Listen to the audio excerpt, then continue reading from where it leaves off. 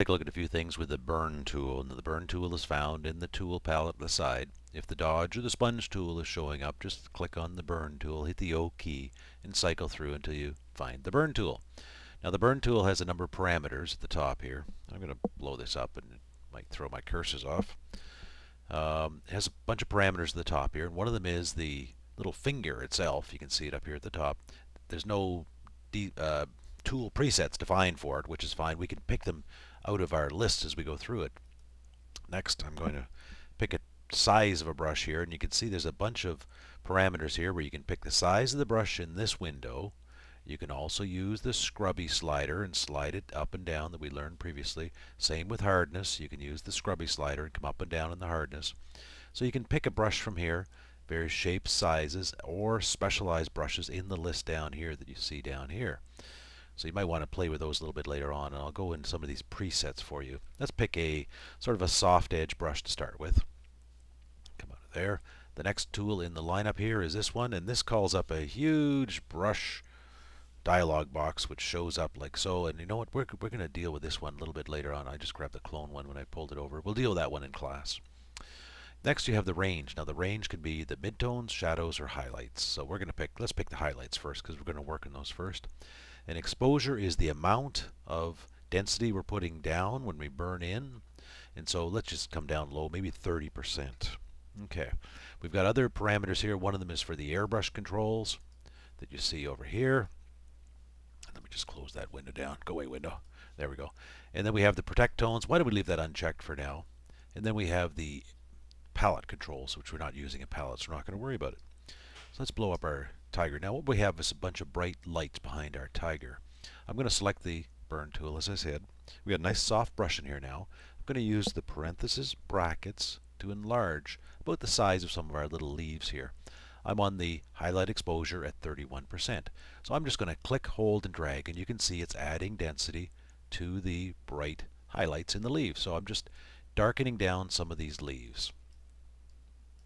So it just takes a second, and I'm just clicking and dragging over top of here, and it's dropping some of the highlight values down. I'm going to grab now the mid-tone value, and now I'm going to drag over some of the same leaves, and this will bring some of the mid-tones down. Now, if I go over this leaf too long, I'm going to make it look sort of not washed out, but sort of just gray overall. I'm just going to click and hold on here.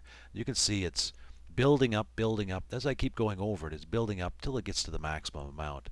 And then you can't really get any more density in the midtones. If I go to the shadows now, you'll probably be able to add in a heck of a lot more, almost to the point where it disappears. So it takes a bit of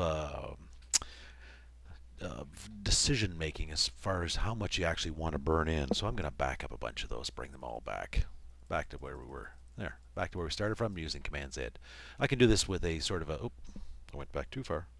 Don't go back that far. Oh, now I really messed things up. I was practicing earlier, and I'm really going to mess up now. I'll tell you what, once you get into trouble, I'm just going to revert this image back to where we were originally. There, took everything out. I'm back to the original. So I got out of trouble by reverting back. I'm back to my starting image now. Once again, I'm going to, instead of just clicking on individual leaves, I'm going to click and hold. I'm on the shadows. Let me go to the highlights, because the highlights are what I find objectionable here. I'm just going to keep holding and clicking and dragging across my leaves. Now I can do it here because the background's quite dark. So instead of just clicking on an individual leaf, I can drag over a whole bunch of the leaves and darken those leaves down. So let's come over here and we'll darken down on this side of the tiger's head. There we go. So this is how you'd burn in. I'm going to take my image down a little bit smaller and show you a little bit of an advanced technique here. I'm going to make the image nice and small, make my brush nice and big. This way I'm going to wipe across the bottom down here, and you'll see when I start clicking on it and holding that it'll darken down the grass in the foreground. I'm on the highlights now. This is going to affect mainly the highlights first, so I can darken down in a sort of a swoosh across the bottom here, the leaves, to darken down and draw attention to the tiger. Now I'm going to select the midtones next, and I'm going to do another swoosh across here. This is going to drop it down even more. Now at some point it's going to look contrived because I'm darkening it down too much. Do a little bit more on the edge. Let's darken down this corner up here, and this is a technique you'll use on portraits quite often to draw attention to the interior of the image where the actual important parts of someone's face is. But we've just darkened down the areas at the edge. Let me take it down a bit. It looks like a ray of sunshine coming in on the cat there. It might be a little too contrived. Something along that line. And there we have our cat darkened down, and he stands out a little bit better because the highlights in the leaves and the grass around him isn't quite as bright as it should, as it is. You've darkened it down. You get the gist. You've darkened it down, draw attention to the tiger. And that's burning in.